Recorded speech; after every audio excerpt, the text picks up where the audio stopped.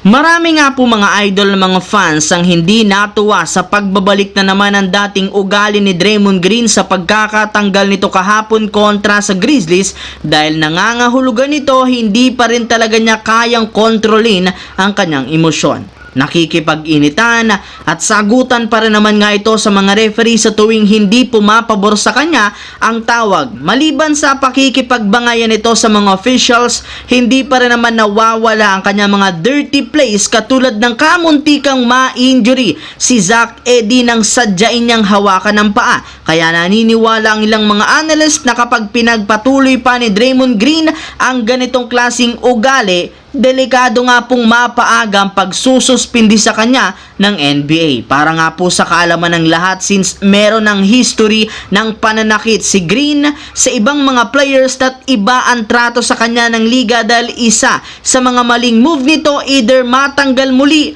o kung hindi naman mahaba-habang suspensyon ang ipapataw sa kanya. Bago yan, ang videong ito ay hatid sa inyo ng 1xBet. Suportahan at manalo sa inyong paboritong kupunan sa NBA, PBA, MPBL at iba pang sporting events. Maaaring makakuha up to 12,000 cash bonus sa inyong first deposit gamit ang aking promo code. Pag tama prediction mo, panalo ka. Simple lang, pindutin lamang ang link sa comment section at mag-register gamit ang inyong GCash account para makapag-cash in at cash out. Isang paalala, tumaya ng responsable. Samantala, hindi nga katulad ng nakaraang road trip ng Lakers mas naging successful ngayon matapos nilang maipanalo ang back-to-back road kontra sa San Antonio at New Orleans Pelicans. Dahil dyan, na-extend nga po nila sa 5 games ang win streak bilang pinakamainit na team sa West.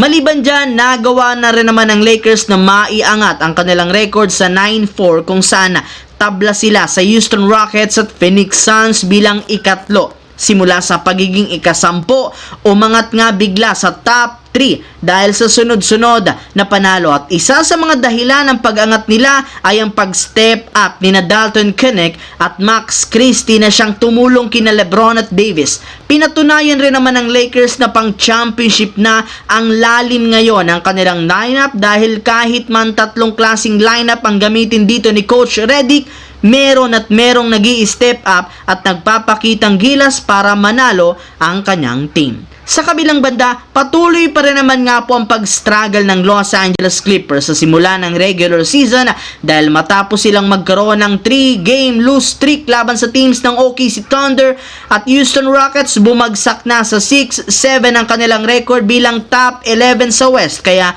nangangahulugan nito, hindi talaga kaya ng Clippers na maging competitive nang wala si Kawhi Leonard. Ngunit tanggapin man nila sa hindi, kailangan nga po nilang manalo ng wala ang kanilang superstar. Base nga po sa inilabas na source, nananatili pa rin naman nga pong out indefinitely si Kawhi.